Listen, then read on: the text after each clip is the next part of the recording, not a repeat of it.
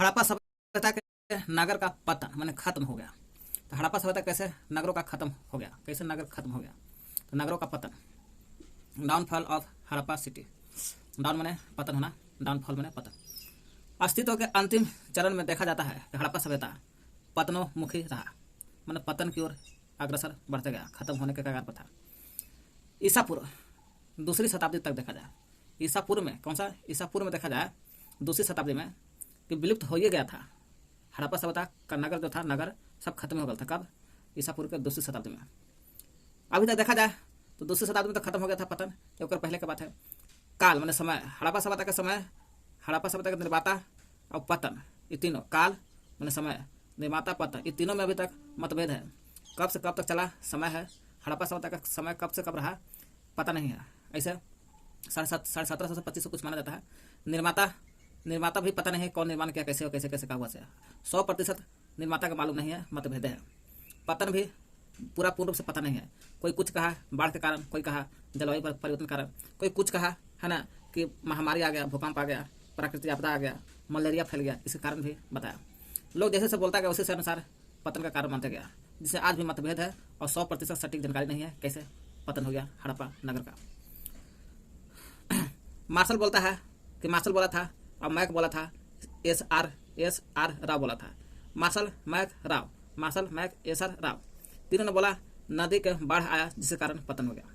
ये नदी के बाढ़ का अधिकांश नगर नदी के तट पर बसा था, इसलिए बाढ़ आया, प्रतिवर्ष बाढ़ आता था, जिसके कारण नगर नदी में बह कर गया, सब वहाँ के लोग मर गया। तो बाढ़ का कारण बताया था, कौन बताया था? मार्शल जी और Mack ji. Marshall, Mac, Rao, S R Rao. Marshall ने बताया तो बाढ़ का कारण बताया था, बालू की परत मिला था। जब खुदाई कर रहा था मार्शल तो बालू की परत मिला। कहाँ मिला? तो बालू की परत मोहनजोदड़ो में ज़्यादा मिला, इसलिए हड़प्पा की राजधानी प्रथम मोहनजोदड़ो है। खुदाई में ये मोहनजोदड़ो गए मार्शल तो इनको बालू की परत मिला। बालू की परत मिला तो मोहनजोदड़ो में मिला था। कहाँ मिला? मोहनजोदड़ो में। इसलिए मार्शल ने देखा कि बालू की परत मिला मोहनजोदड़ो में, तो मार्शल जी बोल दिए कि नदी का बाढ़ के कारण पतन हो गया, मोहनजोदड़ो खत्म हो गया।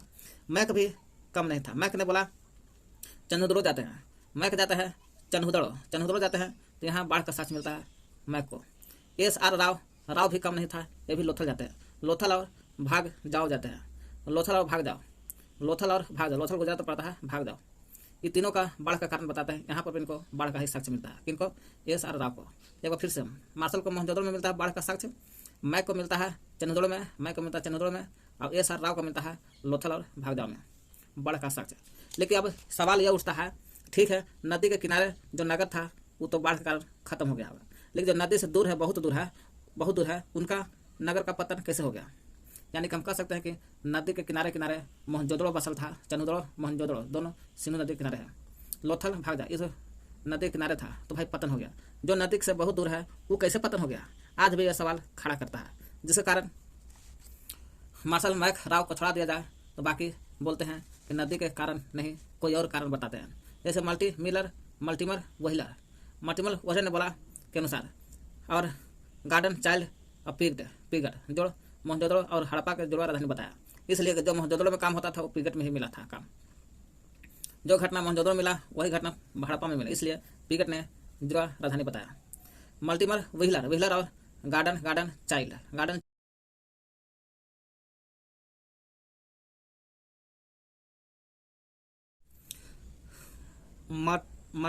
मल्टीमर व्हीलर है और गार्डन चाइल्ड पीगट, इन बाह्य आक्रमण का पतन बताया। हड़प्पा सभ्यता का जो नगर है उसका पतन हुआ बाह्य आक्रमण। कौन को बताया? बाह्य आक्रमण मल्टीमर व्हीलर, गार्डन चाइल्ड पीगट ने। व्हीलर ने 1500 ईसा पूर्व में है ना आर्यों का आक्रमण बताया। कहा कि देखो, व्हीलर बोला मल्टीमर व्हीलर, देखो हड़प्पा सभ्यता में 1500 ईसा पूर्व की बात है, आज के बात नहीं, ईसा पूर्व की बात है।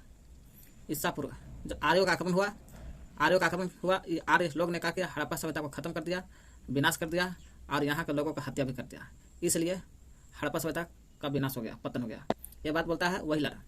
लेकिन गार्डन चाइल्ड भी बोलते हैं बाह्य आक्रमण, और पीगट भी, इनके बारे चर्चा तो नहीं किया है।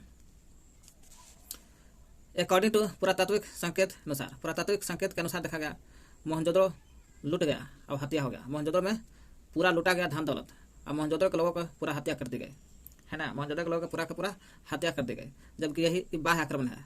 ये पुरातात्विक संकेत के अनुसार है। लेकिन यही आंतरिक नदी के कारण बताता है मार्शल कि बाढ़ के बालू की परत मिलती है मोहनजोदड़ो में। मोहनजोदड़ो में खुदाई के समय कहा था बालू की परत मिली थी, ये बोलते हैं मार्शल जी। जबकि यहाँ पर पुरातात्विक संकेत के अनुसार बाह्य आक्रमण बोलता है मोहनजोदड़ो पर बाहर के लोग आए, लूट खचोट किया, हत्या किया, यहाँ के लोगों को मोहनजोदड़ो का नगर खत्म हो गया। जबकि मल्टी वहले ने बोला था 1500 ईसा पूर्व में बाह्य आक्रमण लोग आया, हड़प्पा को खत्म किया, हत्या किया। चलते हैं R.N. अस्टाइन, A.N. Ghosh, R.N. अस्टाइन, A.N. Ghosh, R.N. अस्टाइन है, A.N. घोष। ये बाह्य आक्रमण बताया कि नदी का बाढ़ नहीं है, ये भी बताते हैं जलवायु परिवर्तन। जलवायु परिवर्तन हुआ, वहाँ जगह का इन्वायरमेंट चेंज हुआ, जलवायु परिवर्तन हुआ, इस प्रकार हड़प्पा सभ्यता का नगर खत्म हो गया। कौन बोलते हैं जलवायु परिवर्तन? R.N. अस्टाइन, A.N. घोष ने। A.M.R. सहनी बोलते हैं भूतत्व वैज्ञानिक जल पलावन आया, भूतत्व वैज्ञानिक जल पलावन हुआ, पूरा न भूकंप आया वहाँ पर, और वैज्ञानिक के अनुसार देखा जल पलावन है, पूरा जल थल हो गया, जिसके कारण साहनी जी बोलते हैं, A.M.R. साहनी जी कि बाढ़, ये भी भूतत्व वैज्ञानिक जल पलावन के कारण भी हड़प्पा सभ्यता खत्म हो गया। माधव स्वरूप वत्स और H.T. लैब्रिक, माधव स्वरूप वत्स H.T. लैब्रिक, माधव स्वरूप वत्स H.T. लैब्रिक, ये दोनों ने नदी के मार्ग परिवर्तन बताया। कहा कि नदी का जो रास्ता था, है ना, रास्ता जैसे से नदी आ रहे थे सीधे, अब ऐसे से ना जाकर के सीधे ऐसे मुड़ गया, मार्ग परिवर्तन हो गया, जाना था ऐसे तो घूम गए में है। इसलिए नदी के मार्ग परिवर्तन और समय समय के साथ भूकंप आते रहा, जिसके कारण यहाँ के लोग हड़प्पा नगर के पतन हो गया। ये कौन बात बोलते हैं? नदी के मार्ग और समय समय पर भूकंप। माधव स्वरूप वत्स H.T. लैब्रिक, भूकंप, लेकिन भूतत्व वैज्ञानिक जल पलावन कहेगा, A.M.R. साहनी ने बताया था। K.U.R. Kennedy, K.U.R. कनेडी ने बोला, है ना, मलेरिया और महामारी बताया। मलेरिया महामारी का मतलब होता है प्राकृतिक आपदा आया, जिसके कारण मलेरिया महामारी आया, प्राकृतिक आपदा आया, और पूरा मलेरिया महामारी ला दिया, प्राकृतिक आपदा, और पूरा हड़प्पा सभ्यता खत्म हो गया। ये बात कौन बोलता है? K.U.R. कनेडी ने। बीबी लाल थापर जो बात बोलते हैं सबसे सटीक बोलते हैं, सबसे अच्छा बोलते हैं, इसी को महत्वपूर्ण माना गया है। इसी के बारे में सवाल भी ज़्यादा पूछेगा कि बताओ जलवायु परिवर्तन। हालांकि जलवायु परिवर्तन R.N. अस्टाइन, A.N. घोष ने भी बोला था जलवायु परिवर्तन, ये इतना ही बोला था, लेकिन बेबी लाल थापर ने बोला था जलवायु परिवर्तन तो ये है। R.N. अस्टाइन, A.N. घोष वाला तो बात हम लेकर चली रहे हैं, है ना। बेबी लाल थापर ने बोला था जलवायु परिवर्तन भी है और प्रदूषित वातावरण भी है, वातावरण वहाँ भी प्रदूषित हो गया, जिसके कारण हड़प्पा सभ्यता का पतन हो गया, है ना। और बोला व्यापार में भारी गिरावट आया। जब व्यापार में बहुत गिरावट आ गया, जिसके कारण व्यापार में, यही है सबसे बड़ी नगरी हड़प्पा का अंत होना। बेबी लाल थापर का सबसे सटीक माना जाता है, सबसे अच्छा माना गया है। जलवायु परिवर्तन, प्रदूषित वातावरण, व्यापार में गिरावट, बेबी लाल थापर, थाप से मारा सब गिर गया और सबसे अच्छा गिरा माना। अब चलते हैं हड़प्पा में वैज्ञानिक और प्रौद्योगिकी के बारे में देखते हैं। वैज्ञानिक को बोलते हैं साइंस एंड टेक्नोलॉजी, प्रौद्योगिकी। हड़प्पा सभ्यता एक नगरीय सभ्यता थी, और नगरीय सभ्यता का मतलब नगर वही लोग रहते जो जिसकी जानकारी कुछ ज़्यादा हो, कुछ समझदार हो, इसलिए हड़प्पा सभ्यता के लोग समझदार थे। इसलिए नगरीय सभ्यता के प्रमाण से विकास हुआ। का विकास हुआ? विज्ञान प्रौद्योगिकी का विकास हुआ। विज्ञान प्रौद्योगिकी के निम्न बिंदु है, जैसे इन लोग नगर में रहने के कारण समझदार थे थोड़ा सा, इसलिए लिपि का आविष्कार करते लोग। लिपि जो था भाव चित्रात्मक लिपि माना जाता है। भाव चित्रात्मक लिपि का आविष्कार किया जो हड़प्पा के लोग ने किया था, हड़प्पा के लोग किया था, हड़प्पा सभ्यता के लोग किया था, हड़प्पा के लोग किया था। अरे हड़प्पा के लोग कहिए सिंधु सभ्यता के लोग बातें किया, ठीक ना। सिंधु सभ्यता के लोग ही लोग ने क्या किया? भाव चित्रात्मक आविष्कार किया, भाव चित्रात्मक लिपि, चित्रात्मक चित्र को देख करके मैंने कोई चीज़ को पहचान जाना। यह लिपि जो था सफल नहीं हो पाया। यह भाव चित्रात्मक लिपि को सफल नहीं हुआ, क्यों नहीं हुआ? क्योंकि पढ़ा नहीं जा सका। यह मुद्रा पर होता था, छपता कौन सी पर? मुद्रा पर, दाएं से बाएं, फिर बाएं से दाएं लिखा जाता था इसमें। फिर धातु कर्म का भी इन लोगों का, हड़प्पा वासी सिंधु सभ्यता के लोगों का ज्ञान था, धातु का भी ज्ञान था इन लोग। धातु प्रमुख असल सिंधु सभ्यता के कौन सा जगह से मिला है? तो लोथल हो गया, कठियावाड़ा हो गया। लोथल और कठियावाड़ा से तांबा कांसा के वस्तु प्राप्त हुआ है। तांबा नहीं मिला है, कांसा नहीं, तांबा कांसा का जो वस्तु बनता है कि वस्तु प्राप्त हुआ है। तांबा के भी वस्तु मिला है और कांसा के भी वस्तु मिला है। कहाँ? लोथल और कठियावाड़ा, यानी कि गुजरात में।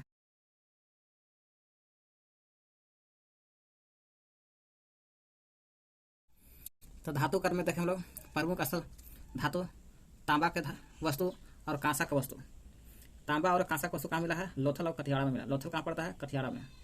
इस सिंधु सभ्यता का प्रमुख स्थल है लोथल और कठियावाड़ा। यहाँ मिला है तांबा का भी और कांसा का भी वस्तु मिला है। नर्तकी मतलब नाचते हुई बाला, बाला मैंने लड़की, नाचे हुई बाला लड़की की मूर्ति कहाँ मिला है? बाला मैंने वो बाला मत है, लड़की का नाम है बाला। मोहनजोदड़ो मिला है।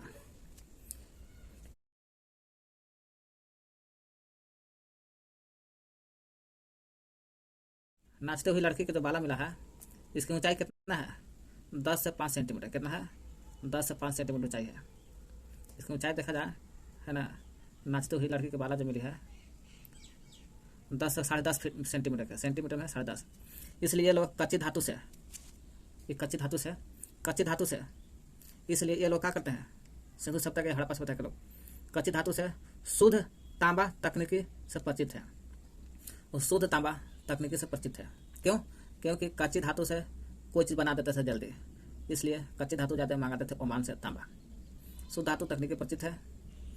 ये काचा जो धातु था, काचा धातु जो तांबा है, एक खेतड़ी से प्राप्त होता था भारत में, राजस्थान। 10 तांबा जो है, तांबा 10.1083 है जी, 1083 डिग्री सी पर पिघलता है। जब 1083 डिग्री सी पर पिघलता है, इसलिए 1083 डिग्री सी पर क्या होता है? पिघलता है। इसलिए सिंधुवासी लोग या मोहनजोदड़ो के लोग परिचित है इतना डिग्री तापमान को पिघलाने से। तांबा में कॉपर, तांबा या कॉपर इंग्लिश बोलते हैं, कॉपर 75 से 90% और एसन में टीन होना चाहिए 10 से 25%। दोनों मिलाइएगा तो कांसा की मूर्ति बन जाता है। कॉपर कितना होना चाहिए? 75 से 90, 75 से 90। टीन एसन टीन कितना होना चाहिए? 10 से 25%। दोनों मिलाइएगा तो कितना हो जाएगा? कांसा की मूर्ति बन जाएगा। कांसा बन जाएगा। और कांसा से मूर्ति बनाया जाता था, जितना भी सब है कांसे का मूर्ति था, नाचती हुई मूर्ति। यानी कि कांसा जो है, कांसा का मूर्ति से परिचित है कौन? सिंधुवासी लोग, सिंधु सभ्यता के लोग। वाहन, सिंधु सभ्यता में या हड़प्पा सभ्यता में देखा जा रहा है वाहन। यहाँ बैलगाड़ी के खिलौना मिला है मोहनजोदड़ो से, और नाचते हुई लड़की भी मिला है मोहनजोदड़ो से 10.5 सेंटीमीटर का। बैल का खिलौना भी मिला है। अब केवल खिलौना कहा था है ना, बनवाली से। बैलगाड़ी का खिलौना मिलने से ऐसा अनुमान लगाया जाता है आने और जाने के लिए, आवागमन, माल ढोने के लिए है ना, वाहन निर्माण करता होगा लोग। गोदी नौका से परिचित, गोदी नौका माने नाव है ना, नौका माने नाव बनाने से परिचित हैं लोग। गोदी जो है ईंट से बनता था, ईंट से बना आयताकार गोदी डाइकाट था। ये गोदी डाइकाट है जो आयताकार होता था। गोदी डाइकाट मिला है। कैसा गोदी डाइकाट मिला है? गोदी डाइकाट यही है जो आयताकार होता था, वो भी ईंट से बना होता था। कच्चे से बना होता था, ईंट से बना होता था। ईंट से बना होता था, 128 मीटर का लंबा और 37 मीटर की चौड़ा होता था। कौन? गोदी। गोदी क्या चीज़ का बना होता था? ईंट से बना था। यही गोदी है। कैसा होता था? आयताकार। गोदी को इंग्लिश में बोलते डाइकाट। 128 मीटर लंबा, 37 मीटर चौड़ा होता था, है ना। इसलिए इन लोग गोदी निर्माण करने का भी मैंने संकेत देता है, यानी कि इनको परिचित है गोदी निर्माण करने में भी। नेक्स्ट, मोहनजोदड़ो के बर्तन देखिएगा तो मोहनजोदड़ो में तो बैलगाड़ी देखबे किए, मिलबे कर रहा है। यहाँ बर्तन पर, मोहनजोदड़ो का जो बर्तन है, इस बर्तन पर भी आप देखिएगा तो नाव का चित्र बना है। बर्तन पर क्या चीज़ का चित्र बना है? बर्तन पर नाव का चित्र। यही नाव का चित्र है और पानी में चल रहा है इसे। ये नाव का चित्र जो बना है बर्तन पर मोहनजोदड़ो में है। ये नाव के द्वारा विदेशी व्यापार होता था। विदेशी व्यापार होता था इसलिए बोला जाता है हड़प्पा के लोग विदेशी व्यापार करने में माहिर थे। जैसे मेसोपोटामिया का अभिलेख है, उसका नाम है मेलुहा। मेसोपोटामिया के अभिलेख में मेलुहा शब्द जोड़ा गया। मेसोपोटामिया का जो अभिलेख है, कोई भी अभिलेख है, पीछे पढ़ लीजिएगा, पीछे लिखल है अभिधर्म, कुछ नाम है नहीं। उस अभिलेख में, मेसोपोटामिया के अभिलेख में मेलुहा शब्द जोड़ा गया। मेलुहा कहने का मतलब हुआ सिंध क्षेत्र जोड़ा गया। ये मेलुहा सिंध क्षेत्र में व्यापार की चर्चा है। मेसोपोटामिया का मेलुहा अभिलेख नहीं है, बल्कि इंडिया का है, लेकिन मेसोपोटामिया में बोला गया कि मेलुहा सिंध को बोला गया। मेलुहा अभिलेख में व्यापार की चर्चा किया गया है। ये नाव के द्वारा होता था। नाव कहाँ बनता था? बर्तन पर, बर्तन के चित्र पर होता था नाव। इससे पता चलता है कि वहाँ व्यापार होता था ज़्यादा। ऐसा व्यापार प्रमाण देखने को मिलता है जो फारस की मोहर पर भी। फारस की मोहर लोथल में है। फारस फाड़ देंगे लोगों को, जैसे लोथल हो गया। फारस की मोहर लोथल में, फारस की मोहर लोथल में। हड़प्पा की शैली मेसोपोटामिया में, हड़प्पा की शैली मेसोपोटामिया में। हड़प्पा की शैली कैसा? मेसोपोटामिया। बेलनाकार मोहर कलिबंगा में। बेलनाकार कहेगा मोहर, मोहर कैसा है? कालीबंगा में बेलनाकार मोहर कहेगा तो बेलनाकार मोहर कहाँ है, तो कालीबंगा में बेलनाकार मोहर कालीबंगा में। इसमें मेसोपोटामिया की विशेषता थी। किसकी विशेषता है? फारस के मोहर है लोथल में। हड़प्पा की शैली कहेगा तो मेसोपोटामिया में, इस मेसोपोटामिया में ही है हड़प्पा की शैली। हड़प्पा की शैली कहाँ? मेसोपोटामिया में, जो सिंध को मेलुहा शब्द से जोड़ा गया है मेसोपोटामिया में।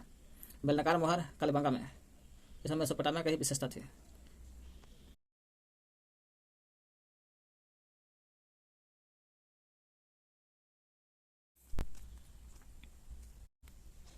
अब चलते हैं हम लोग हड़प्पा सभ्यता में। चलते हैं हम लोग हड़प्पा सभ्यता में माप तौल, पांचवा देख रहे हैं, माप तौल की तकनीकी का ज्ञान। हम कह सकते हैं हड़प्पा सभ्यता में माप तौल का तकनीकी का ज्ञान हो गया था, यानी कि हम माप तौल का परिचित थे इन लोग, हड़प्पावासी लोग या सिंधुवासी लोग। माप तौल में तो चलता था, तौल के बारे में है। तौल में जो चलता था 150 वाट का प्रयोग होता था। कितना? 150 वाट का प्रयोग मिला है, 150 वाट। 150 वाट में सबसे बड़ा वाट का नाम है 1375 ग्राम। 1375 ग्राम सबसे बड़ा वाट था। 150 वाट है, 1 2 3 4 इस तरह से, टोटल 150 वाट है इस तरह से। तो सबसे 150 में सबसे बड़ा वाट, 150 वाट में सबसे बड़ा वाट हो गया 1375 ग्राम का। तो छोटका कितना हो गया? बड़का तो हो गया 1375, छोटका हो गया 0.87 ग्राम, 0.87 ग्राम छोटका हो गया। बड़का 1375, छोटका 0.87 ग्राम का है। टोटल 150 वाट का प्रयोग होता था। ये जो वाट होता था 1 अनुपात 2 अनुपात 4 अनुपात 8 अनुपात 16 अनुपात 32 64 के अनुपात में चलता था। हम कह सकते हैं कि दुगना होता जा रहा है। 1 का दुगना 2, 2 दूनी 4, 4 का दुगना 8, 8 का दुगना 16, 16 का दुगना 32, 32 का दुगना 64 के अनुपात में चलता था। विशेष महत्व था 16 के। सबसे बड़ा बाट का नाम पूछेगा तो 1375 ग्राम का, छोटा बाट पूछेगा तो 0.87 ग्राम का। लेकिन विशेष महत्व पूछेगा किस अनुपात को विशेष महत्व दिया गया, तो 16 के अनुपात को विशेष महत्व दिया गया। 16 छटांग जो होता था, 16 छटांग कितना बराबर?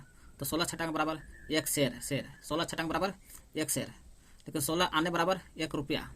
छटांग लग जाएगा तो शेर में, आना रुपया लग जाएगा तो रुपया में। मापना भी जानते थे हड़प्पा वाले लोग। बराबर दूरी वाले डंडे का माप मिला यहाँ से। बराबर दूरी वाला डंडा जो मिला है, बराबर दूरी के माप के डंडा मिला है, ठीक ना। बराबर दूरी वाले डंडे के माप मिला है, इसलिए जाना जाता है कि यहाँ मापने का ज्ञान था। लंबाई की इकाई जो होता था, हम लोग मीटर में मापते हैं, वो लोग फीट में मापते थे, फीट में या सेंटीमीटर में। हम कह सकते हैं 1 फीट बराबर लंबाई की दूरी था, 1 फीट बराबर 37.60 सेंटीमीटर, 37.60 सेंटीमीटर होता है। 1 हाथ बराबर लंबाई की इकाई फीट था, यह 1 हाथ बराबर 51.8 सेंटीमीटर होता है। 1 हाथ बराबर 51.8 सेंटीमीटर से लेकर के 53.51 में 2 जोड़ दीजिएगा तो 53 लगभग पहुँचेगा 53.6 सेंटीमीटर। शंख के बने खंडित माप मिला है। ये शंख के जो बना होता था खंडित माप, टुकड़ा में मापा जाता था, जो मोहनजोदड़ो में मिला है। शंख वाला जो माप मिला है खंडित कहाँ मिला है? शंख वाला मोहनजोदड़ो में। एक शंख खंडित में 1.32 इंच होता था। खंड इस प्रकार से होता था, मोहनजोदड़ो में मिला है। इस शंख का खंडित है। ये देखिए मोहनजोदड़ो से प्राप्त शंख के बना हुआ है ना। शंख के बने खंडित माप पट्टी मिला, पट्टी जो मोहनजोदड़ो में इस तरह से खंड होता था, और शंख का बना हुआ शंख का 1.32 इंच। नगर नियोजन में देखा जाए तो मोहनजोदड़ो नगर नियोजन में ही आता था, जो योजना के अनुसार निर्मित थे। नगर नियोजन में मोहनजोदड़ो आता है, योजना के अनुसार बना था। मोहनजोदड़ो में देखिएगा तो सड़क जो होता था, सड़क सीधा होता था और चौड़ी, सीधा भी होता था और पूरा चौड़ा होता था। देखिए चौड़ा कितना है ना, चौड़ा भी ज़्यादा होता था। अब 90 डिग्री पर यानी कि समकोण पर काटता था। कहाँ का था? मोहनजोदड़ो में समकोण पर काटता था 90 डिग्री पर। सड़क के किनारे जो होता था नली बना होता था, नली है ललका सा, ये सड़क है, सड़क किनारे नली होता था। नली जो होता था ढका हुआ रहता था गोल चीज़ से, ताकि समय पर साफ किया जा सके। वो भी नली ईंट से बनी पक्की वाला नली था। ये नली जो होता ईंट से बनाकर पक्की नली था। मोहनजोदड़ो से स्नानघर मिला है, इसलिए हम कह सकते हैं स्नानघर जो ईंटे से बनता था, ईंट के बनने के कारण स्नानघर को है ना, इसलिए पक्की ईंट से निर्मित परिचित है। पक्की ईंट बनाने के लिए भी जानते थे, निर्मित है, परिचित है। पक्की ईंट निर्माण से परिचित है।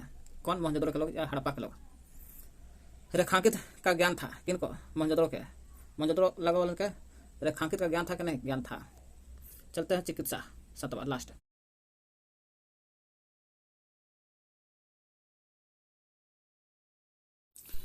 नगर नियोजन देखते हैं। नगर नियोजन में मोहनजोदड़ो नगर नियोजन नहीं था, देख ली है। चिकित्सा के बारे में देखना है। चिकित्सा हड़प्पावासी लोग, सिंधवासी लोग चिकित्सा से भी परिचित है। शिलाजीत का टुकड़ा प्राप्त हुआ है। बोलेगा शिलाजीत का टुकड़ा कहाँ मिला है, तो शिलाजीत का टुकड़ा मोहनजोदड़ो में मिला है। यही मोहनजोदड़ो जहाँ सब देख रहे हैं, है ना, रेखांकित ज्ञान स्नानगर पक्की ईंट का निर्माण होता था, है ना, यानी पक्की ईंट का प्रयोग हड़प्पावासी करते थे। शिलाजीत का टुकड़ा मोहनजोदड़ो से मिला है। शिलाजीत बलवर्धक था। शिलाजीत का टुकड़ा बलवर्धक जो मोहनजोदड़ो में मिला है, मोहनजोदड़ो। कालीबंगा से कपाल प्राप्त हुआ है। कपाल ऐसा प्राप्त ऐसा था कि मस्तिष्क शोथ की बीमारी थी। पूछे कालीबंगा से क्या मिला है, कालीबंगा कपार में काला काला क्या होता है, बाल, इसलिए कालीबंगा, का से काला और बा से बंगा, बंगाल में कालीबंगा में कपाल प्राप्त हुआ। कपाल ऐसा था कि मस्तिष्क शोथ की बीमारी था। कौन सा बीमारी था इसको, मस्तिष्क शोथ का बीमारी था कपाल में, इसलिए कहा जाता है कि इसलिए मस्तिष्क पर इस बीमारी का शोध हुआ था। हम कह सकते हैं मस्तिष्क शोथ बीमारी का शोध हुआ था कि नहीं, इस बीमारी में कपाल पर हुआ था, इसलिए कपाल कालीबंगा से प्राप्त हुआ है। हड़प्पावासी द्वारा सिंचाई का भी साधन था। क्या था, सिंचाई जो होता था नहर द्वारा होता था, जलाशय द्वारा होता था, कुआं द्वारा, नहर जलाशय कुआं, नहर जलाशय कुआं द्वारा होता था। नहर का शेष, नहर जो है हड़प्पावासी तो सिंचाई का साधन करवे करते थे। हड़प्पावासी सिंचाई का साधन नहर जलाशय कुआं।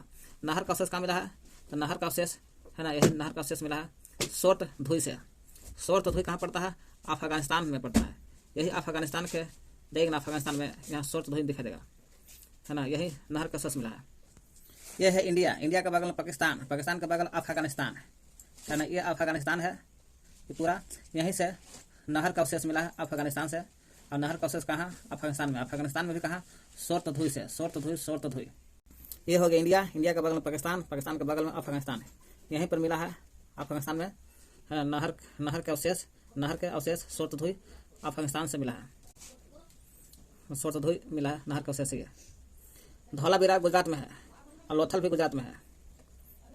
धौलावीरा देखिए पूरा इंडिया का नक्शा है, यहाँ पर देखें तो यही गुजरात है, गुजरात में बगल में धौलावीरा यहीं है, यही गुजरात है। गुजरात के ऊपर राजस्थान, है ना, ऊपर में उत्तर में, और पूर्व में मध्य प्रदेश, और इधर हो गया महाराष्ट्र नीचे, हाँ, दक्षिण पूर्व में। गुजरात में धौलावीर लोथल भी मिला है, लोथल जो गुजरात में लोथल मिला है, धौलावीर लोथल मिला है, लेकिन धौलावीर का चर्चा है। धौलावीर कृषि सिंचाई के जलाशय का उपयोग होता था। देखिए धौलावीर यहाँ है गुजरात में, धौलावीर गुजरात में है। सिंचाई, कृषि सिंचाई के लिए जलाशय का उपयोग होता था। कोई भी कृषि सिंचाई के लिए जलाशय का, इसलिए जलाशय का प्रयोग कृषि सिंचाई में कहाँ मिला है, धौलावीरा गुजरात में कृषि सिंचाई हेतु जलाशय का उपयोग होता था। नावा लास्ट है हड़प्पा सभ्यता। हड़प्पा सभ्यता को कांस्य युग की सभ्यता भी बोलते हैं। क्यों कहते हैं, है ना, तांबा और टीन मिलाकर कांस्य बना जाता था। अब कांस्य युग की सभ्यता इसलिए कहते हैं कि तांबा टीन के मिलाते हैं। मोहनजोदड़ो मिला है नर्तकी के बाला जो 7-10 सेंटीमीटर का है ना, मिला है, जो नाचती हुई लड़की है। कांची धातु से शुद्ध तांबा तकनीक से परिचित है। शुद्ध तांबा से, ये तांबा कच्चा धातु तांबा का काम मिलता था खेतड़ी से राजस्थान। ये तांबा को पिघलाने के लिए 1083 डिग्री से तापमान चाहिए, इतना पिघलाने के लिए भी परिचित है लोग, मोहनजोदड़ो के लोग, हड़प्पावासी लोग। तांबा 75 से 90% और टीन एशियन 10 से 25%, दोनों मिला दीजिएगा तो कांसा बनता है। ये कांसा से मूर्ति बनता है हड़प्पावासी लोग, इसलिए कांसा मूर्ति से परिचित है हड़प्पावासी लोग। और वो भी इसलिए सिंधु सभ्यता, है ना, परिचित है कांसे से। इसलिए यहाँ पर बोल रहा है हड़प्पा सभ्यता कांस्य युगीन सभ्यता थी, हाँ, देखे ना, कांस्य युगीन सभ्यता थी, है ना। हड़प्पा के लोग नई धातु से जो नया धातु बनाते थे, जैसे कांस्य धातु बनाए तो कांस्य युगीन सभ्यता कहलाया, क्योंकि कांस्य में नया धातु बना है। किस तत्व से मिलकर बना है, तो कॉपर 75 से 90%, टीन बनता था 10 से 25%, कांस्य बन गया। इस नए धातु से बना करके कुल्हाड़ी बनाते थे, क्योंकि कांस्य मजबूती होगा, मिश्रण हो गया। इसी कुल्हाड़ी, चाकू बनाते थे, बर्छी बनाते थे, नया धातु से कुल्हाड़ी, चाकू, बर्छी, हंसिया बनाते थे। शस्त्रों का निर्माण करते थे। शस्त्र मैंने कहा लड़ाई झगड़ा वाला चीज, कुल्हाड़ी, चाकू, बर्छी, हंसिया बनाते थे।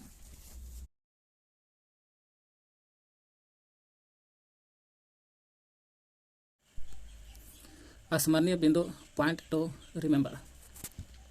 भारतीय इतिहास के कालखंड देखा जाए तो पूरा पाषाण काल, देखा जाए तो 25 लाख से लेकर के 1 लाख ईसा पूर्व में है। 25 लाख से लेकर 1 लाख के बीच में कहेगा पूरा पाषाण काल का, तो निम्न हो जाएगा। निम्न पूरा पाषाण काल, निम्न याद करो, जो होमो इरेक्टस मानव काल कहा जाता है। होमो इरेक्टस मानव काल 1 लाख से लेकर के 40,000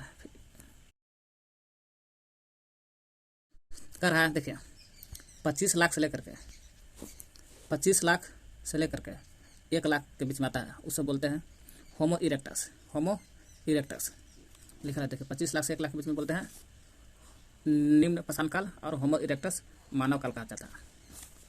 25 लाख से 1 लाख के बीच में होमो इरेक्टस और निम्न काल है, और होमो इरेक्टस मानव काल है और निम्न काल।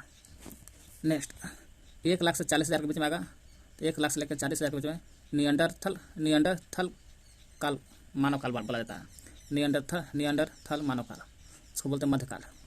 देखिए 1 लाख से 40,000 के बीच में रहेगा, तो मध्य पाषाण काल तो ये है, नियंडरथल मानव काल कहा जाता है। तो 1 लाख से लेकर के 40,000 के बीच में मध्यकाल होमस हो गया नियंडरथल काल। फिर चलो 40,000 से लेकर 10,000, 40,000 से लेकर के 10,000 के बीच में क्रोमैग्नन मानव काल कहा जाता है। क्रोमैग्नन मानव काल ऊंच पूरा पाषाण काल कराएगा। ये पूरा पाषाण काल में चल रहा है, ठीक ना, ऊंच पूरा पाषाण काल। और 10,000 से लेकर 4,000 के बीच में आएगा तो मध्य पाषाण काल। मध्य पाषाण काल पूरा पाषाण काल कहेगा तो मध्य पूरा पाषाण काल, पूरा पाषाण काल में मध्य में आता है 1 लाख से 40,000। लेकिन केवल मध्य पाषाण काल कहेगा, ये पूरा नहीं लगल है, एक पूरा लगल है, इसमें पूरा लगल है, पूरा नहीं लग रहा है, केवल मध्य लगल रहेगा। 10,000 से 4,000 के बीच में आता है। नेक्स्ट 7,000 से 1,000 के बीच में, 7,000 से 1,000 के बीच में नौ पाषाण काल कहलाता है। नौ पाषाण काल 7,000 से 1,000 के बीच में नौ पाषाण काल। और 27,500 से लेकर के घटते क्रम में सब बीसी में चल रहा है ना। 27,500 से सीधे 1,700 आ जाओ, है ना। 27,500 से 1,700 सिंधु घाटी सभ्यता कहलाता है। कौन सा सभ्यता? सिंधु घाटी सभ्यता। और 1,000 ईसा पूर्व का बोलते हैं, 1,000 को बोलते हैं लौह काल। लोहा के इस समय 1,000 ईसा पूर्व में लोहा ज़्यादा निकलता है, इसलिए लौह काल कहा जाता है। इस समय महापाषाण भी बोलते हैं, लौह काल को महापाषाण या सावधान इसलिए कहते हैं। इस समय 100 को मैंने गड़ा जला जाता होगा। तो 25 लाख से 1 लाख के बीच में का देखें होमो इरेक्टस मानव काल, निम्न पाषाण काल। इस पूरा पाषाण काल में देख रहे थे ना, यहाँ से लेकर के यहाँ तक। 1 लाख से 40,000 के बीच में नियंडरथल काल कहलाता है। नियंडरथल काल, जिसको मध्य पूरा पाषाण काल कहते हैं, मध्य पूरा पाषाण काल। 40,000 से लेकर के 10,000 क्रोमैग्नन मानव काल, उच्च पूरा पाषाण काल, पूरा लग जाएगा यहाँ से तक पूरा। और 10,000 से 4,000 के बीच केवल मध्य पाषाण काल, पूरा नहीं, पूरा लग जाएगा तो 1,40,000, और केवल मध्य लग जाएगा तो 10,000 से 4,000 के बीच में लगता है। 7,000 से लेकर 1,000 के बीच में चलता है नौ पाषाण काल। 7,000 से 1,000 के बीच में नौ पाषाण काल। और सिंधु घाटी सभ्यता कब से कब? 27,500 से 1,700 के बीच ईसा पूर्व। 1,000 ईसा पूर्व में लौह काल, महापाषाण काल और सावधान कहलाता है। हड़प्पा सभ्यता के खोज कर लेते 1921 में दयाराम साहनी ने किया था, उत्खनन किया या खोज किया था, बातें के है। ये जो है रावी नदी के तट पर है हड़प्पा, और पाकिस्तान में है कि मोंटगोमरी जिला में। हड़प्पा और मोहनजोदड़ो सभ्यता का प्रमुख स्थल पीगढ़ का बताए थे, साम्राज्य की जुड़वा राजधानी बताया था। एक जो चीज़ हड़प्पा में होता तो वही मोहनजोदड़ो में अधिकतर देखने को मिला है। यह एक नगरीय सभ्यता था, नगरीय योजना भी कह सकते हैं मोहनजोदड़ो के भी। हड़प्पा का क्षेत्रफल देखा जाए, क्षेत्रफल 12,99,600 यानी कि 13,000 में 400 कम कहिए वर्ग किलोमीटर। 13 लाख में 400 वर्ग किलोमीटर कम है। हड़प्पा मोहनजोदड़ो के बीच करीब 670 किलोमीटर पीछे पड़ चुके हैं। हड़प्पा सभ्यता में देखा जाए मोहनजोदड़ो से एक विशाल स्नानघर प्राप्त हुआ, जिसकी लंबाई 11.88 मीटर है, चौड़ाई हो गया 7.01 मीटर, गहराई हो गया 2.43 मीटर। तो लंबाई हो गया 11.88 मीटर है, 88 मीटर, और 11 में से 4 घटाइएगा तो 7.01 मीटर चौड़ाई है 7.01 मीटर चौड़ाई है। गहराई हो गया 2.43 मीटर, 2.43 मीटर गहराई है। पूछेगा हड़प्पा सभ्यता किसके समकालीन है? तो हड़प्पा सभ्यता मिस्र की सभ्यता भी देखे, जब 12 गुना अधिक था यहाँ के सभ्यता से, पीछे पढ़ लीजिएगा। मेसोपोटामिया से कुछ कम जाता है, ईरान, चीन आदि सभ्यताओं का समकालीन थे। मिस्र से भी, मेसोपोटामिया से भी, ईरान से, चीन से आदि सभ्यता का समकालीन थे। कौन? हड़प्पा सभ्यता। मिस्र 1, मेसोपोटामिया 2, ईरान 3, चीन 4 चीज़ से समकालीन था हड़प्पा सभ्यता। मोहनजोदड़ो सिंधी भाषा का शब्द है, अर्थ होता है मृतकों का टीला। पुरातत्व संस्कृत भाषा का शब्द है। पुरातत्व कैसा शब्द है? संस्कृत भाषा का शब्द है पुरातत्व, संस्कृत भाषा का शब्द है। पुरातत्व का अर्थ होता है पुरानी वस्तु का तत्व जानना या उसकी रक्षा करना ही पुरातत्व कहलाता है। पुरानी वस्तु के तत्व को जानते रहो और उसकी रक्षा करते रहो, वही है पुरातत्व। 1875 में सबसे पहले हड़प्पा मुहर पर कनिंघम की रिपोर्ट प्रस्तुत किए थे? पूछेगा। कनिंघम की रिपोर्ट कब आया था? 1875 में था। किस पर? 1875 में सर्वप्रथम क्या हुआ था? हड़प्पा के मोहर पर रिपोर्ट आया था।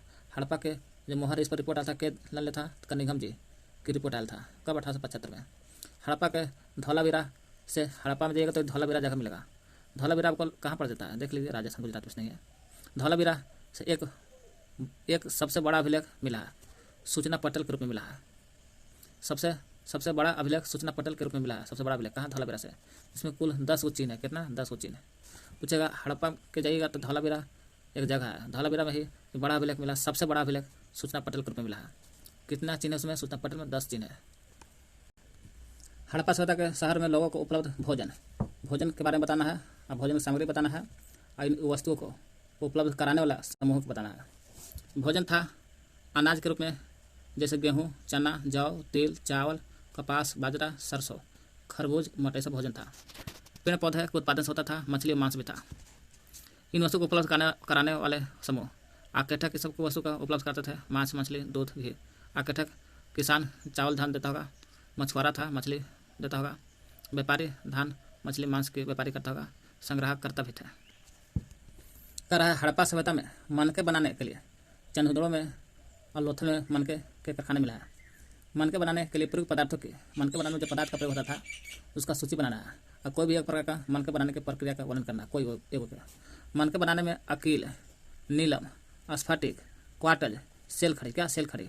अकीम, अकीक, नीलम, स्फटिक, क्वार्टज, सेल खड़ी। जैसे पत्थर, तांबा, कांसा, सोना जैसी धातु का शंख, फायांस, पक्की, मिट्टी आदि प्रयुक्त होता था। मनके गोलाकार होता था, चक्राकार होता था, बेलनाकार होता था। कर रहा है मनके बनाने में सेलखड़ी जो होता था, सेलखड़ी जो होता था, सेलखड़ी जैसे मुलायम पत्थर से मनके बनाने में आसानी होता था। मनके बनाने में सेलखड़ी बहुत मुलायम था। कर रहा है इस चित्र को देख के पता लग रहा है इनका शरीर उत्तर की ओर और दक्षिण की ओर करके दफनाया जाता था। देखने से पता चलता है एक हड़प्पा सावधान शव को गाड़ना। इन शव को उत्तर से दक्षिण में रखकर दफनाया जाता था। कम से कम उत्तर से दक्षिण की ओर। कुछ कब्रों में मृदभांड आभूषण मिले हैं। मृदभांड भी मिला है, आभूषण भी मिला है। जो समुदाय ऐसा मान्यता की ओर संकेत करता है कि जिसके अनुसार इन वस्तुओं को मरणोपरांत मरने के बाद पुरुष जो होते थे, पुरुष महिला मृदभांड और आभूषण मिला है। इसलिए पता चलता है कि पुरुष और महिला को भी दोनों के शव से आभूषण मिला है, गाड़ने के बाद आभूषण मिला है। 1980 के दशक में मध्य में हड़प्पा के कब्रिस्तान का उत्खनन करते हुए पुरुष की खोपड़ी मिला है। पुरुष की खोपड़ी के समीप नजदीक शंख के 3 कितना? शंख के 3 को छल्ला, जैस्पर के मनके तथा सैकड़ों संख्या में सूक्ष्म मनके से बना एक आभूषण मिला है। हाँ, खोपड़ी के नजदीक 3 को छाला जैसे मनके के आभूषण मिला है। मृत शरीर पर कुछ वस्तुएं दिखाई देती है। मृत शरीर लिंग का पता लग जाता है। पूरा वस्तुओं से उसके लिंग का पता लग जाता है। हड़प्पा समाज में शासकों द्वारा किए जाने वाले संभावित कार्य की चर्चा। हड़प्पा में जो समाज में जो कार्य हुआ उसके द्वारा कैसा कैसा समाज में शासक द्वारा किया गया संभावित कार्य। शासक वर्ग राज्य में शांति लाते थे, इसलिए अच्छा शांति वर्ग माना जाता है हड़प्पा को। यही शांति बनाए रखने के लिए बाह्य आक्रमणकारियों से रक्षा के लिए हर समूह प्रयास करते थे कि बाहर का आदमी आन के अंदर न घुस जाए, इसलिए शांति बनाए रखा। प्रशासनिक कार्यों में भी वह रुचि लेते थे। किसमें? प्रशासनिक कार्य में भी रुचि लेते थे हड़प्पावासी। तभी तो यहाँ की साफ सफाई व्यवस्था देखा जाए, सुनियोजित नगर था, है ना, सुनियोजित जल का निकासी भी था, अच्छा सा साफ सुथरा सुनियोजित नगर और जल निकास भी होता था, प्रणाली थे। सड़क व्यवस्था था, उन्नत व्यापार होता था, अच्छा खासा व्यापार, माप तौल के रूप भी मानक बनकर बेहतर था, इसलिए प्रशासनिक कार्य में भी रुचि लेते थे। इससे पता चलता है हड़प्पा सभ्यता की वस्तुएं विदेशों में और मेसोपोटामिया, सुमेर आदि की वस्तुएं हड़प्पा सभ्यता में मिलना इस बात का प्रमाण होता है कि शासक वर्ग के विदेशी व्यापार में भी रुचि ले रही है। शासक वर्ग जितना भी था सब विदेशी में व्यापार में रुचि ले, विदेश जाकर व्यापार करते थे। क्यों? विदेशों में और मेसोपोटामिया, सुमेर आदि को हड़प्पा सभ्यता में मिलना। मेसोपोटामिया के सुमेर की वस्तु मिला है हड़प्पा में। इससे पता चलता है कि हड़प्पा के लोग भी व्यापार करने के जाते थे दूसरे देश में, यानी विदेशी में रुचि लेते थे व्यापार करने में।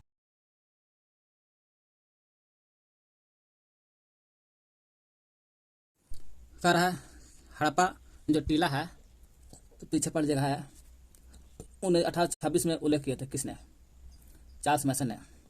जॉन ब्रंटन कौन था और विलियम बर्टन कौन था और सर जॉन मार्शल कौन था, देख लीजिएगा। चार्ल्स मैसन जो था हड़प्पा टीले की खोज किया था, उल्लेख 1826 में। मोहनजोदड़ो की खोज 1922 में राखादास बनर्जी ने किया था। बनर्जी द्वारा किया था 1922 में।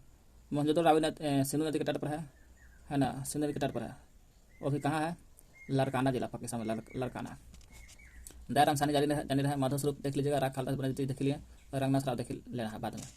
सिंधु सभ्यता में हल का प्रमाण मिला है, तो हल का जो प्रमाण मिला है, तो हल कहाँ चलता था? कालीबंगा में।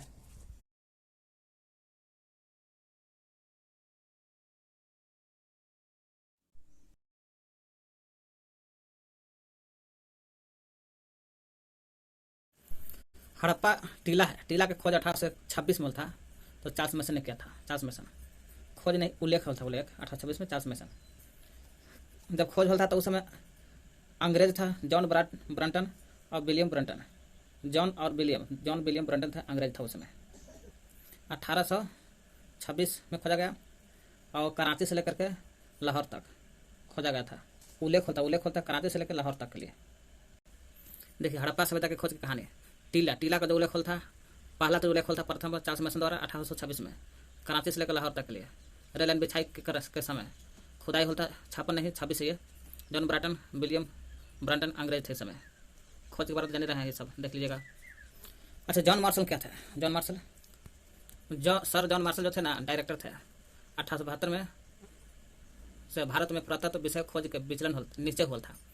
पहला डायरेक्टर थे इसका, भारतीय पुरातत्व विषय के खोज के पहला डायरेक्टर कनिंघम महोदय 1872 में थे। फिर 1902 में बनल थे जॉन मार्शल भारत में पुरातत्व विषय के खोज करता थे, निश्चय के रूप लेने वाले। और ये हड़प्पा सभ्यता का फिर कुछ खोज लिया था 1873 में। हालांकि हड़प्पा सभ्यता खोज कर लिया था 1921 में दयाराम साहनी, लेकिन कुछ कहेगा तो जॉन मार्शल भी किए थे। जॉन मार्शल देख लिए। मोहनजोदड़ो के खोज था 1922 में, दयाराम राम रखालदास बनर्जी ने किया था खोज, सिंधु नदी के तट पर लड़काना जिला में। यह है मोहनजोदड़ो पूरा 1922 में सिंधु नदी के तट पर है, लड़काना जिला पाकिस्तान में। दयाराम साहनी जाने रहे हैं। माधव स्वरूप कौन थे? देखिए माधव ब्रजवासी लाल और माधव स्वरूप ने क्या किया था 1931-53 में रंगपुर जो गुजरात में पड़ता है, महाबत नदी के किनारे या भाबर नदी के किनारे पड़ता है। रंगपुर जिला है कठियावाड़ा में, है ना। गुजरात में भी कहाँ? तो कठियावाड़ा में। ब्रजवासी और लाल और माधव स्वरूप ने खोज किया था रंगपुर के। सिंधु सभ्यता में हल का प्रमाण कहाँ से मिला? हल तो कालीबंगा से हल मिला है। अब मिट्टी का हल बनवाली से मिला है। मिट्टी का हल कहेगा तो बनवाली से, लेकिन केवल हल कहेगा तो कालीबंगा से है। तो हल का प्रमाण या जोते हुए हल का खेत भी मिला, खेत भी कहेगा तो कालीबंगा से है। और रोपड़ का जिला भी है। रोपड़ एक हड़प्पा सभ्यता का नगर भी है। तो रोपड़े नदी पर है। यज्ञदत्त शर्मा ने खोज किया था इसको पंजाब में। तो देखिए हल का प्रमाण कालीबंगा से मिला है। हड़प्पा सभ्यता में अवतल जो चक्की मिला है, अवतल चक्की किस पुराविदों मैंने किस वैज्ञानिक ने प्रकाश डाला? तो अनरेस्ट मैके ने प्रकाश डाला था, अनरेस्ट मैके। बाकी डिटेल पीछे पढ़ लीजिएगा। कनिंघम देख रहे हैं। कनिंघम जो थे 1861 में पुरातत्व विभाग का स्थापना हल था, उसका डायरेक्टर रहल थे कनिंघम महोदय 1861 वाला भी। और 1872 वाला सारे भारत में, पूरे भारत में पुरातत्व विषय खोजकर्ता का निश्चय हुआ तो कनिंघम महोदय ही 1872 में प्रथम डायरेक्टर बने थे। जॉन मार्शल देख लिए हैं, है ना। पूरे भारत में पुरातत्व विषय खोज का निश्चय हुआ था तो दूसरा डायरेक्टर बनल थे जॉन मार्शल, दूसरा डायरेक्टर 1902 में। ऐसे हड़प्पा 1902 में बनल थे डायरेक्टर। हालांकि हड़प्पा सभ्यता के खोज 1921 में दयाराम साहनी के जाता है, कुछ खोज जॉन मार्शल को भी जाता है। सिंधु घाटी निवासी जितना थे किस धातु का ज्ञान नहीं था? तो इन लोगों का सोना का ज्ञान था, चांदी भी, तांबा भी। तांबा से बनाते थे, सोना चांदी से बहुत कुछ बना लेते थे, लेकिन लोहा के बारे में चर्चा नहीं हुआ कहीं, इसलिए लोहा का ज्ञान नहीं था। मोहनजोदड़ो किस भाषा का शब्द है? तो सिंध भाषा, जिसका होता है अर्थ मृतकों का टीला। अब पुरातत्व कहेगा संस्कृत भाषा का अर्थ है। कलीबंगा स्थित है कहाँ? तो कलीबंगा राजस्थान में है। राजस्थान कलीबंगा है। कलीबंगा यही है राजस्थान में। तो कलीबंगा कहाँ है? तो राजस्थान में है, जहाँ जोते हुए खेत का साक्ष्य प्रमाण मिला है, कलीबंगा मिला है। हड़प्पा सभ्यता का प्रमुख देवता यही था, या सिंधु सभ्यता का ये शिव था, शिव प्रमुख देवता। हिंदू देवता में से ऑप्शन कौन सा चल रहा है? शिव देवता से प्रमुख। सिंधु घाटी सभ्यता किसके समकालीन नहीं थे? तो चीन के सभ्यता का समकालीन ये था। मिस्र का भी है, मेसोपोटामिया का भी है। ईरान नहीं दिया, ईरान का भी है, लेकिन क्रीट की सभ्यता का सभ्यता नहीं है। किसका सभ्यता का समकालीन नहीं था? तो क्रीट के शामिल नहीं है। हड़प्पा से किस युग का सभ्यता है? तो जाहिर सी बात है इसमें तांबा और टीन मिलाकर के कांस बनाया जाता था। कांस की मूर्ति मिलने से कांस युग की जानकारी हो गई था इन लोगों का। जो 1810 डिग्री पर पिघलता है तांबा, पीछे पढ़ लीजिएगा। कांस युग ब्रॉन्ज एज के आता है हड़प्पा सभ्यता। कह रहा पुरातत्व के अंतर्गत कौन नहीं है? तो सिक्का भी आता है, भग्नावशेष भी आता है, भग्नावशेष भी अभिलेख भी आता है पुरातत्व में। इसी के द्वारा कोई चीज़ की जानकारी होता है। जो चीज़ से जानकारी होता है इतिहास को पुरातत्व कहते हैं। साहित्य नहीं आता। साहित्य पुरातत्व में आता है ना, सिक्का, अभिलेख, खंडहर, स्मारक, है ना, भग्नावशेष भी आता है। भग्नावशेष तो पुरातत्व के अंतर्गत सिक्का आता है, भग्नावशेष आता है, अभिलेख आता है, साहित्य नहीं आता है। कलकत्ता में होता है एशियाटिक सोसाइटी का स्थापना, है ना, विलियम जोन्स ने किया था 1784 से। यहीं कलकत्ता से होता भारतीय इतिहास की जानकारी का आरंभ होता है। भारतीय इतिहास की जानकारी यहीं एशियाटिक सोसाइटी का स्थापना 15 जनवरी को होता है। 15 जनवरी को होता 1784 में। यहीं से भारतीय इतिहास की जानकारी होता, कलकत्ते से होता। हड़प्पा सभ्यता का प्रशासन था तो नगर पालिका थे। तब नगर पालिका रोड के किनारे नाली गाली रोड होता था, संपूर्ण रूप बनता था। राजतंत्र नहीं था, बिल्कुल नगर पालिका था। पहली बार हड़प्पा को किस वर्ष उत्खनन किया गया था? 1921 में दायरा मसानी द्वारा। लेकिन उल्लेख कहेगा हड़प्पा को 1826 में होता है ना। लाहौर से देख लीजिएगा, लाहौर से कहाँ तो है, रेलवे लाइन बिछाते वक्त होता। सिंधु सभ्यता में देखा जाए गोदी कहाँ से मिला है? गोदी लोथल से मिला है। लोथल से ये जो गोदी है, ये गोदी मिला है आपको लोथल से मिला है। लोथल से ईंट से बना होता था, आयताकार होता था। गोदी डायकाट बोलते इसको। सब लोथल में मिला है। लोथल गुजरात में। लोथल फारस की मोहर भी लोथल में मिला है। लोथल में सिंधु सभ्यता में गोदी कहाँ है? तो गोदी हम लोग देखें लोथल में है, जो आयताकार होता था। गोदी को डायकाट भी कहते हैं। आयताकार होता था। लोथल में गुजरात पड़ता है। लोथल कहाँ पड़ता है? तो गुजरात में है। गुजरात में गोदी जो है आयताकार 128 मीटर लंबा होता था, 37 मीटर चौड़ा होता था। नाचते हुए नृत्य करती हुई लड़की, इसे पता है कि मोहनजोदड़ो था, जो मनोरंजन का खेल माना जाता था। इससे प्रमाण होता है। मोहनजोदड़ो देखें अभी हम लोग सिंधु नदी के किनारे स्थित है, लड़काना जिला में। हड़प्पा सभ्यता भारत के किस भाग में स्थित है? तो भारत के पश्चिम में है, उत्तर में भाग में स्थित है। बाकी पश्चिम से होते हुए इसलिए अफगानिस्तान तक चल जाता है। लोथल जो है गुजरात में किस नदी पर है? लोथल गुजरात में भगवा नदी पर है। यही लोथल पर अभी हम लोग देखें, है ना, गोदी जो देखें हम लोग, यही लोथल पर गोदी भी स्थित है। सिंधु सभ्यता में गोदी कहाँ है? तो लोथले पर है। सिंधु सभ्यता में गोदी कहाँ है? तो लोथल पर। यही लोथल, है ना, यही लोथल किस नदी के किनारे स्थित है? तो भगवा नदी के किनारे स्थित है। भगवा देखिए लोथल है। इसकी खोज होता है 1957 में। भगवा नदी के किनारे है। 1957 में होता। लोथल गुजरात पड़ता है, भगवा नदी के किनारे स्थित है। और अहमदाबाद पड़ता है, भगवा नदी गुजरात में। एस.आर. राव, एकदत्त शर्मा ने किया था। एकदत्त शर्मा, एस.आर. राव ने। हालांकि एकदत्त शर्मा एक और चीज खोज किए थे, है ना, रोपड़ में 1950 रोपड़ नदी का खोज किया था। अभी भी हम लोग देखें लोथल किस नदी पर है? भगवा नदी पर है। एकदत्त शर्मा ने खोज किया था। एस.आर. राव भी खोज किए थे। राव भी कहाँ है? तो अहमदाबाद में। कौन सा है? भगवा नदी पर है, गुजरात में। कथन 1 बोलता है क्या दायरा रामसानी ने हड़प्पा खोज किया था? सही में तो खोज किया था, 1921 में खोज किया था। तो कथन 2 बोलता है हड़प्पा के टीले से खोज की संभावना पहले से व्यक्त की जा रही थी। टीला हड़प्पा खोज होता 1921 में, और टीला का खोज होता 1826 में। तो 21 हो गया 26। हड़प्पा के खोज होता 1921 में, और टीला खोज होता 1826 में, है ना। तो कह रहा है कि हड़प्पा के टीले से खोज की संभावना पहले से व्यक्त की जा रही थी। हाँ, टीला तो पहले से हो रहा है। देखिए 1826 में टीला, सही बात है, दोनों सही। और का कथन 1 बोलता है 23 क्वेश्चन नंबर, हड़प्पा संस्कृति में नालियों की व्यवस्था उत्तम थी। जी हाँ, नालियों की व्यवस्था बहुत अच्छा था। हर घर, दरवाजा, रसोई घर से और नाली के रोड के किनारे कहना जाते थे नाली, और पक्की ईंट से बनता था नाली, इसलिए उत्तम माना जाता है नाली वहाँ पे। कथन 2 बोलता है नलियाँ इस तरह बनी थी कि उनकी सफाई आसानी से हो सकती थी। सही बात है, सफाई आसानी से हो सकती थी। बीच में हटाने के लिए बक्सा टाइप बना दिया जाता था, ताकि उसको समय समय पर साफ भी किया जा सकता है। सही और का, यानी कि दोनों सही है। कहा रखाल दास बनर्जी जो 1922 में मोहनजोदड़ो का खोज किए थे। मोहनजोदड़ो का अवशेष किस वर्ष मिला? तो 1922 में मिला था, सिंधु नदी के तट पर, लड़काना जिला में। सिंधु सभ्यता में विशाल स्नानघर मोहनजोदड़ो में है। अवशेष कहाँ मिला है? तो मोहनजोदड़ो में। मोहनजोदड़ो। लोथल देख लिए हैं, कलीबंगा भी देख लिए हैं। लोथल देख लिए, भगवा नदी पर है ना। अहमदाबाद में, गुजरात में पड़ता है। गोदी यहीं है, लोथले पर। क्वेश्चन 26 ये बोलता है कथन सिंधु सभ्यता को हड़प्पा सभ्यता भी बोलते हैं। तो हाँ, सही बात है, सिंधु को ही बोला जाता है हड़प्पा। क्यों बोला जाता है? तो आर बोलता है सिंधु घाटी सभ्यता का प्रथम ज्ञात स्थल सबसे पहले खुदाई हुई तो हड़प्पा मिलल था। इसलिए बोला जाता है। तो हाँ, दोनों सही है। सिंधु सभ्यता का जुड़ा राजधानी बताया था, हड़प्पा मोहनजोदड़ो ने बताया था। हड़प्पा मोहनजोदड़ो को बताया था पिकेट ने। क्यों बताया था, पीछे पढ़ लीजिएगा। हड़प्पा है रावी नदी के किनारे, 1921 में दयाराम साहनी ने खोज किया था। लोथल कहाँ है, तो लोथल गुजरात में पड़ता है, गुजरात में। लोथल गुजरात में पड़ता है, गुजरात में अहमदाबाद में पड़ता है, जो भगवा नदी की स्थिति पर है। लोथल भगवा नदी पर। हड़प्पा का उत्खनन किया था दयाराम साहनी ने। जॉन मार्शल पढ़ लिए हैं, आर डी बनर्जी भी पढ़ लिए, मोहनजोदड़ो के खोज के थे, ये सारा राव भी पढ़ लिए हैं। भारतीय पुरातत्व का पिता किसे कहा जाता है? भारतीय पुरातत्व का पिता अलेक्जेंडर कनिंघम को कहा जाता है। क्यों कहा जाता है? भारतीय पुरातत्व विभाग का स्थापना हुआ था 1867 में ना, उसका डायरेक्टर भी रह चुके हैं कनिंघम जी।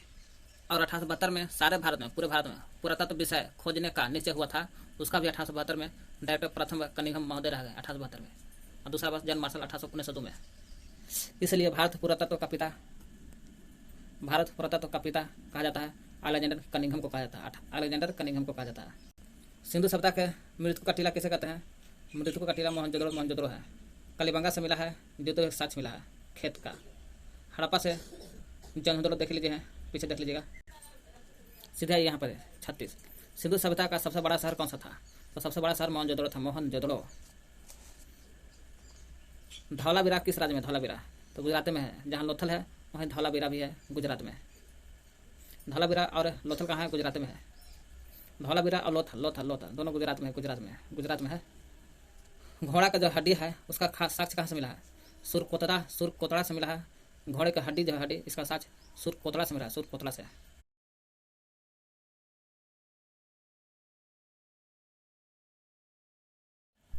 पुरातत्व संस्कृत भाषा का शब्द है। किस भाषा का पुरातत्व? संस्कृत भाषा का शब्द है, संस्कृत भाषा। सिंधु घाटी सभ्यता एक नगर नियोजन सभ्यता थे, नगर नियोजन और नगर पालिका, इसी चलते नाम दे दिया इसका। सिंधु सभ्यता के निवासी ने एक है ना भावचित्रात्मक लिपि का आविष्कार किया था। कैसा?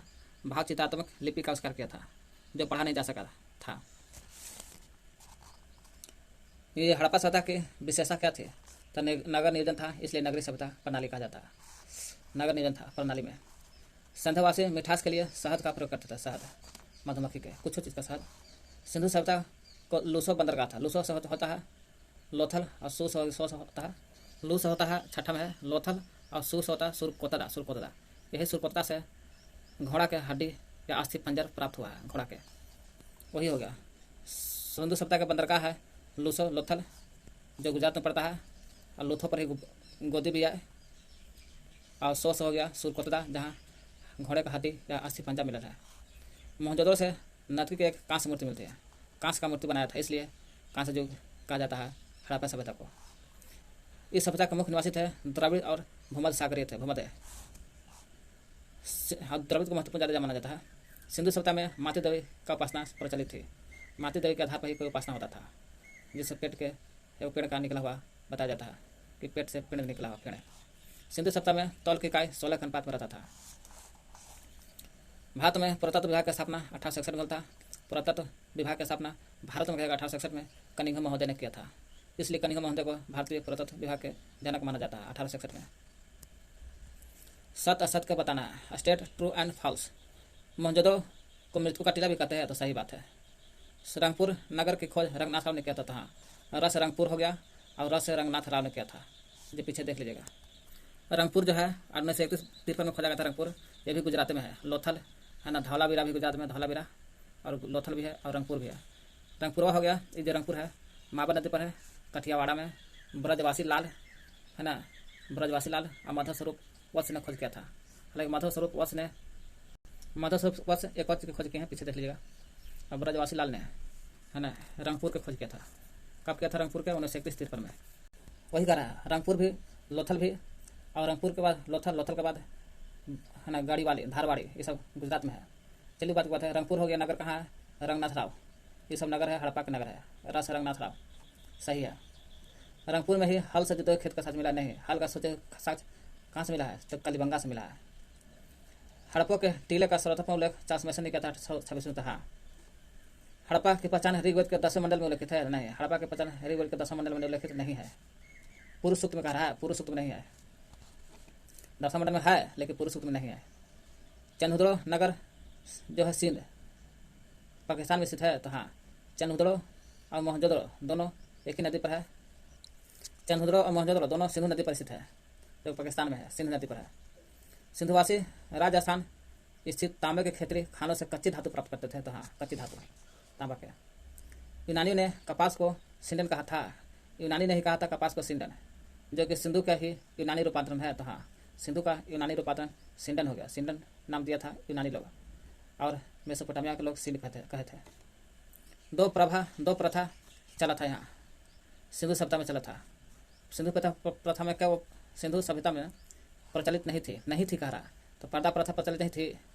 पर्दा प्रथा सिंधु सभ्यता में प्रचलित नहीं थी, तो नहीं गलत है, जबकि पर्दा प्रथा प्रचलित थी, प्रचलित थी ना, ये बोला कि नहीं तो गलत है, प्रचलित थी।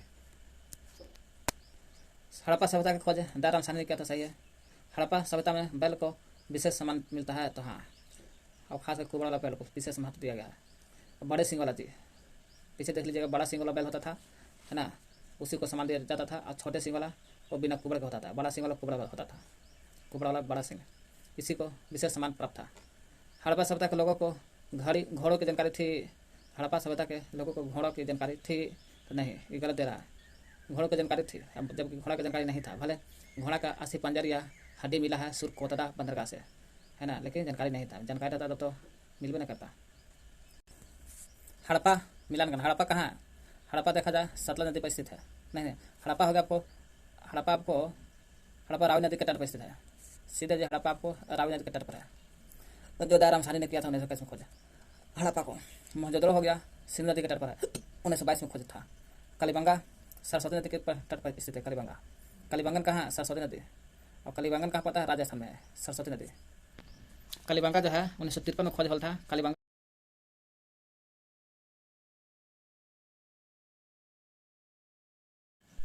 राजस्थान में है, सरस्वती नदी पर है। सरस्वती नदी गंगानगर में है। ब्रजवासी लाल और यज्ञदत्त शर्मा ने किया था। यही कलिबंगा से है ना 1953 में, जो तो हल्का साच मिला है।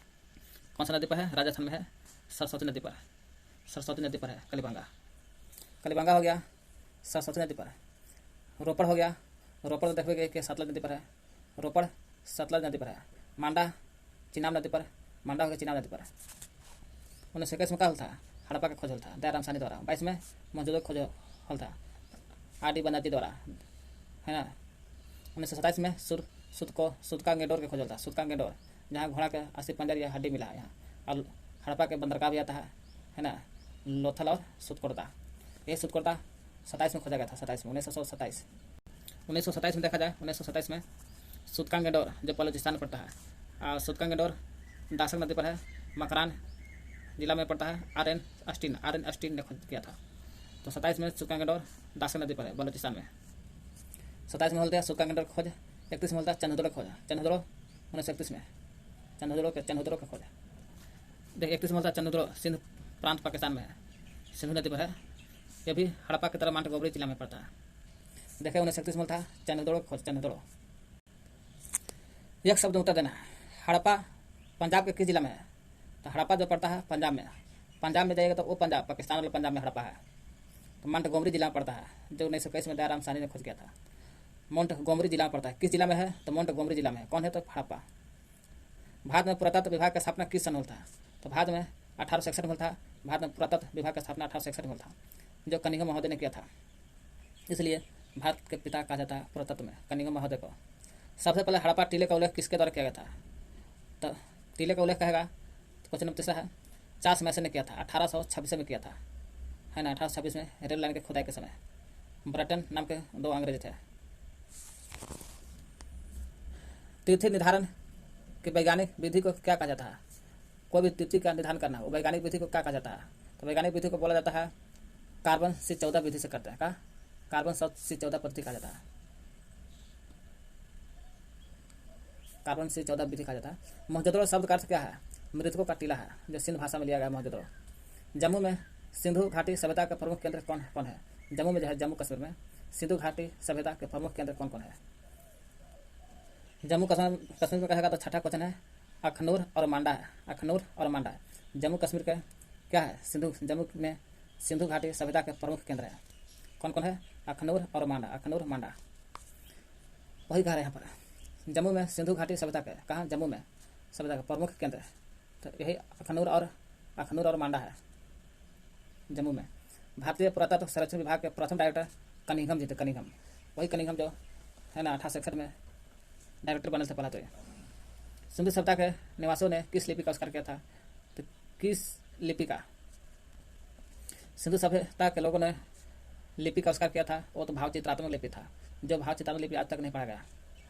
सिंधु सभ्यता में व्यापार प्रमुखता किस मार्ग द्वारा किया जाता था?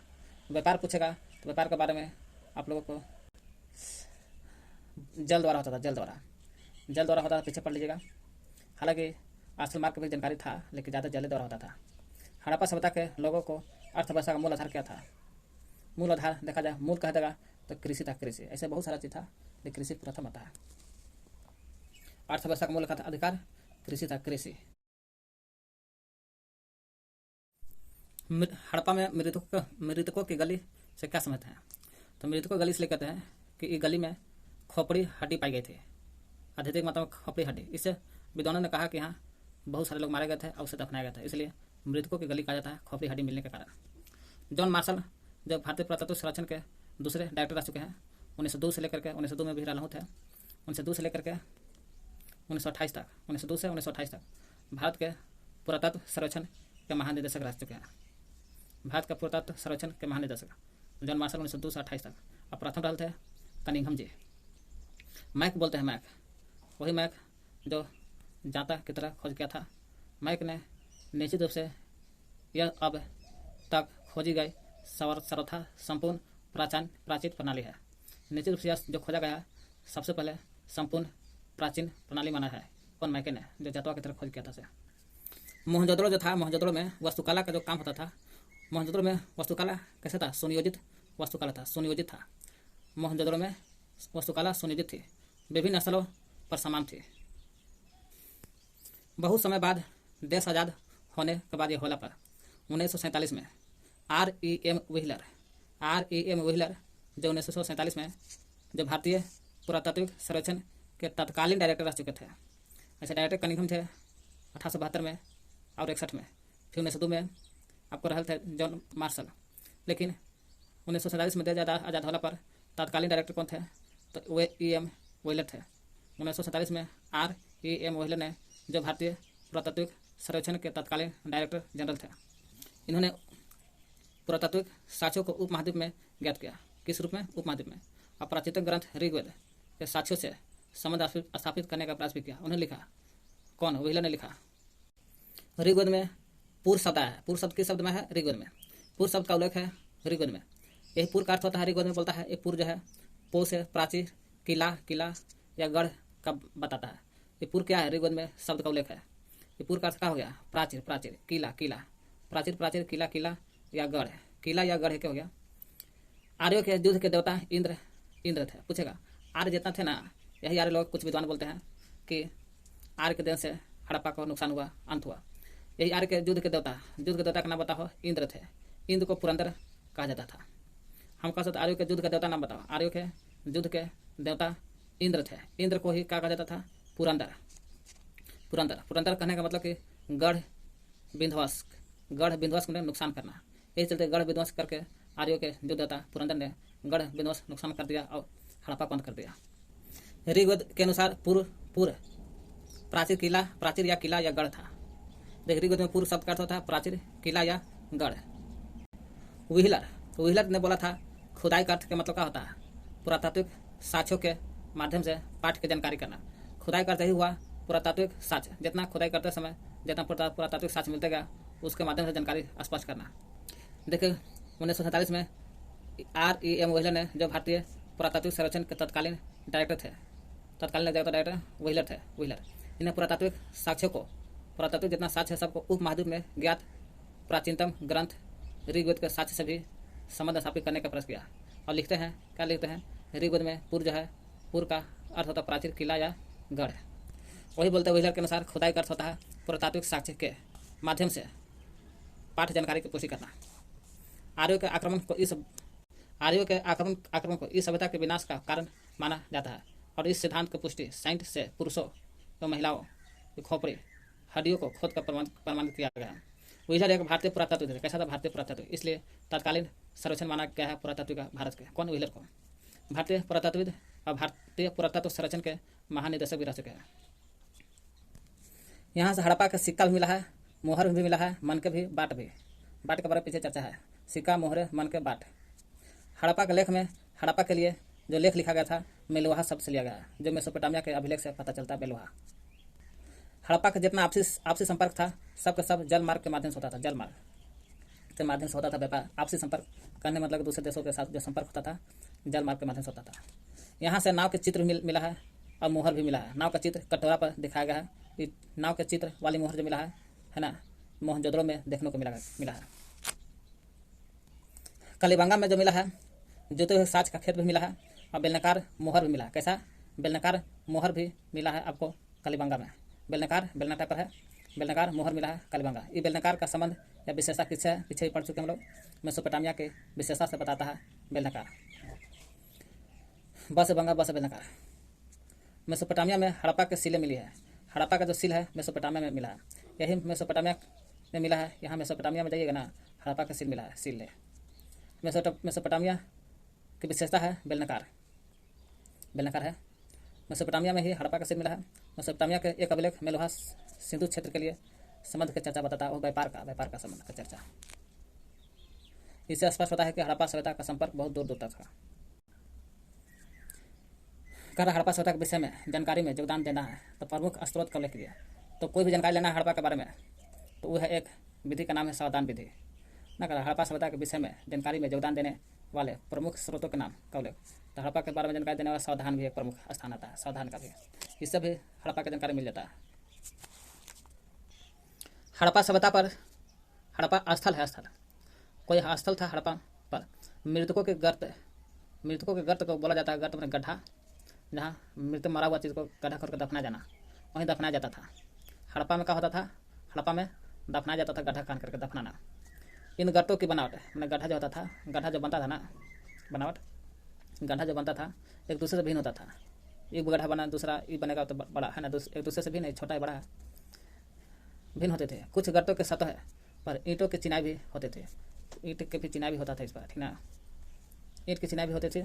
संभवतः जो कब्र या गर्त किसी धनी अथवा प्रमुख व्यक्ति को होते थे। जो कब्र होता था ये कब्र या गर्त, कब्र कहो या गर्त बना गड्ढा के है, कोई धनी व्यक्ति के या प्रमुख व्यक्ति का होता था। कोई धनी व्यक्ति या प्रमुख व्यक्ति का ही होता था। क्या तो क्या हड़प्पा स्थलों गड्ढा खोल कर दफनाना, ये बनावट जो होता था एक दूसरे से भिन्न होता था। इसको कभी कभी ईंट के चिकनाई भी होता था, मैंने जोड़ करके चिकन कर दिया जाता था। ये कोई धनी व्यक्ति के दफना दिया जाता था या तो फिर प्रमुख आदमी का, कोई मेन आदमी का दफनाने का काम स्थल में होता था, हड़प्पा स्थल में। पहला हम लोग देख लिया सावधान से भी जानकारी होता है, मैंने 100 को गाड़ने से पता चलता है। दूसरा हो गया आर्थिक भिन्नता जानने की दूसरी विधि। आर्थिक भिन्नता की तो जानने की दूसरी विधि है विलासता की वस्तु का प्रयोग करना। विलासता के जो वस्तु है उसकी प्रयोग करना, विलासता विधि भी कहलाता है। दूसरी विधि जानना आर्थिक भिन्नता की जानकारी लेना तो विलासता की दूसरी विधि है। हड़प्पा काल में देखा जाए दुर्लभ वस्तु का अवशेष मिला है, इसलिए विलासता के वस्तु का मतलब होता है दुर्लभ वस्तु के अवशेष मिला है। यही दुर्लभ वस्तु का अवशेष जो रोजमर्रा के इस्तेमाल की वस्तु से अलग होता था। रोजमर्रा मतलब रोज जो इस्तेमाल होता था वस्तु किससे अलग होता था, दुर्लभ वस्तु, इसलिए दुर्लभ वस्तु कहा गया। इसका उपयोग समाज के धनी वर्ग करते थे। दुर्लभ वस्तु या विलासता में कौन करते थे, समाज के धनी वर्ग करते थे। जैसे लिए फाइंस से बना एक पात्र, लिए फाइंस से बना एक पात्र है ना, विलासता का वस्तु था जो धनी व्यक्ति का प्रयोग होता था। इसमें ये पात्र जो है लिए फाइंस से बना एक पात्र था। ये पात्र में दुर्लभ और कीमती माने जाते थे, दुर्लभ भी था और कीमती भी था। हिस्सा वाला छूट गया था थोड़ा सा है ना। देख जब गड्ढा करके खान के दिया जाता था।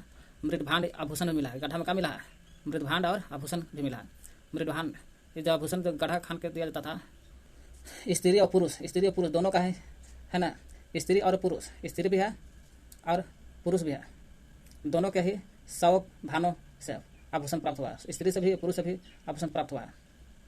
प्रमुख आभूषण में देखा जाए शंख होता था, शंख छाला, आभूषण में शंख छाला होता था। मनके होता था, मनके के आभूषण, तांबे का आभूषण, तांबा का दर्पण का आभूषण, शंख छले मनके के तांबे का दर्पण का आभूषण होता था। और इस गर्त में मृदभांड और आभूषण भी मिला, मृदभांड आभूषण स्त्री पुरुष दोनों को मिला है। आभूषण शंख छले मनके और तांबे का दर्पण मिला है।